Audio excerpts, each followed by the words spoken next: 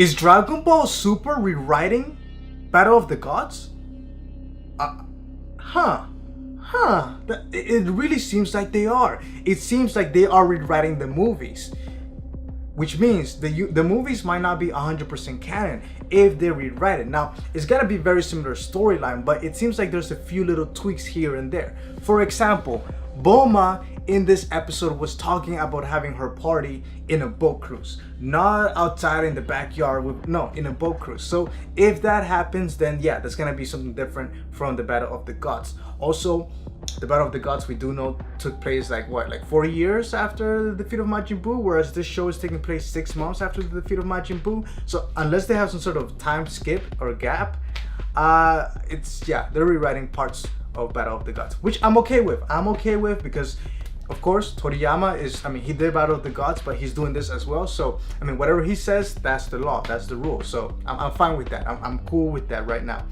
This episode was awesome. It was fun seeing Vegeta in the situation that he was.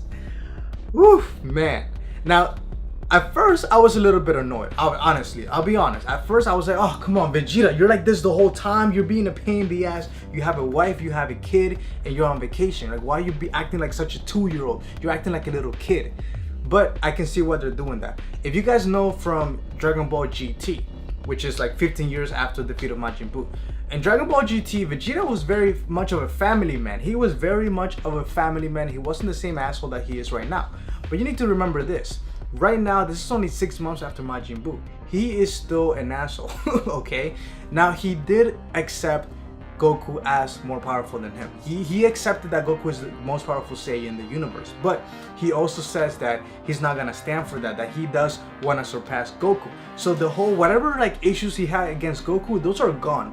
He absolutely has no hate towards Goku. He sees Goku as a friend and as somebody that he needs. Of course, the Earth needs him. But of course, as a Saiyan, he wants to compete against Goku. He wants to surpass him. Not on just Goku, he wants to be the most powerful being of the universe, which obviously that's not gonna happen because, Whis. I'm just gonna say that, Whis. So that is his motive. He wants to train just like Goku. Goku is training right now. Vegeta just went out there and he is gonna train. He is training basically. Now, other things from this episode. Bulma. There is no other woman for Vegeta. It takes somebody as crazy as Bulma to love somebody like Vegeta. Like, every person has somebody for them. And Bulma's crazy. She's like, oh, Vegeta. Oh, well, he spent like half a day with us. Like, okay, that's good enough for me. Like, that's... Okay, so Bulma is definitely some weird person. She likes Vegeta's type. That's her type. She likes the asshole. That's what she likes. And Trunks, he's come to accept his father the way he is, and he had a great time. Even though his father left halfway through it, he still had a great time. So, having that set aside, that was fun to watch. That was awesome. Then the episode goes into Beerus. And that's where it gets more interesting. That's when it gets fun, because it starts with Whis. Whis is in this other planet, and we get to learn that Whis has other abilities besides like being the most powerful, besides having the ability to his brain and his body think independently. That was confirmed in the resurrection of Frieza. And besides being able to go back in time like 3 minutes, resurrection of Frieza. And also, besides the fact that he is very powerful and being able to travel at speeds faster than light. Okay, confirm the restoration of Frieza, of course. We also learn in this episode in Dragon Ball Super that he has the ability to learn a language like that. Just like that. He did do some prior research, which I assume that means like he did like a minute of research to find out what the beings of this planet are, which is the most delicious animal. But in terms of learning a new language, he did it within like 10 seconds. Less than that, he learned a whole new language. So Whis is a being of knowledge. I have my theories of Whis. I do have my theories of Whis, which I will do a bonus video about. I do think he is the god of creation, or just God in terms of Universe 7. Because we don't know, Dragon Ball is going into the multiverse, omniverse type of thing, okay, with parallel dimensions and different universe. Now, typically the god is a god who exists in all realities at the same time at once. And there's only one of them. Whereas Whis there might be different versions of him. So he is not the ultimate god. But when it comes to Universe 7, it seems like Whis is definitely like some sort of god, because he's definitely way above Beerus. Now, in an interview with Toriyama, not with Toriyama, with one of the other guys from the writers, I forget his name, maybe it was Toriyama, they compared Goku, Beerus, and Whis. He said Goku is a 6 out of 10, Beerus is a 10 out of 10, Whis is a 15 out of 10. You can see the power of the difference, okay? It's major. Okay, going back to this episode.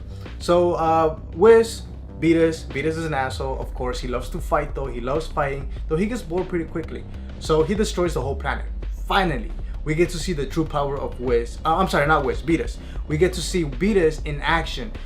Not that episode 1, I'm gonna destroy half the planet type of thing. I'm gonna go soft on you, I'm the god of destruction.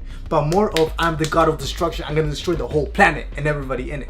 So it's good that the show is not going into like trying to make Beerus seem like a half-ass, like water him down. It's good that they're showing him to his full evilness. Now, Beerus is not technically an evil character. He's technically not his character. He's just doing his damn job, destroying things. So he's definitely not an evil character per se.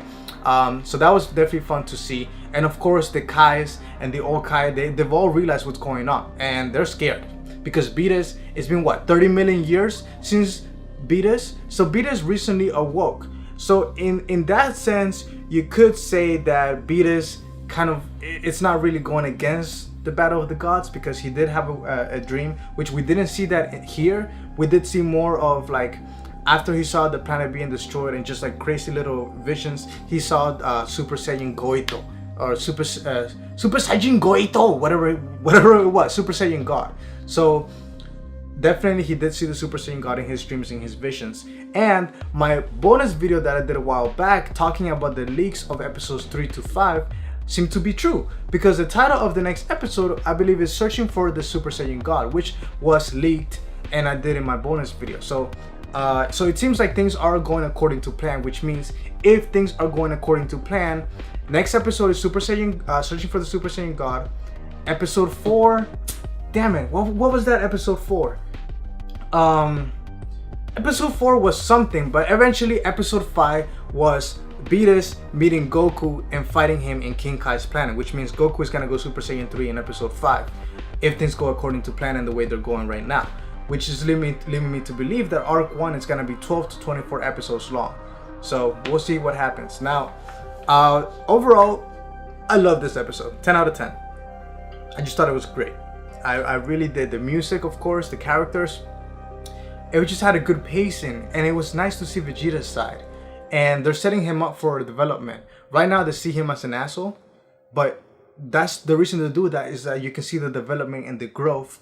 Maybe by episode 50 he's just gonna be much of a father person. I mean, no, it's gonna take more than just 50 episodes for Vegeta to be a sweet person. But yeah, I just thought it was a nice setup, and it's going very well. Very good pacing, very good episode. I enjoyed it. Let me know in the comments below what was your favorite part, and what are your predictions? How do you feel about the fact that it seems like Toriyama is rewriting Battle of the Gods, and that this will be the new canon and not the movie? So let me know in the comments below, and I'll see you guys tomorrow.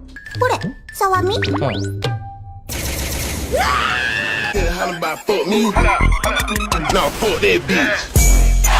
that bitch.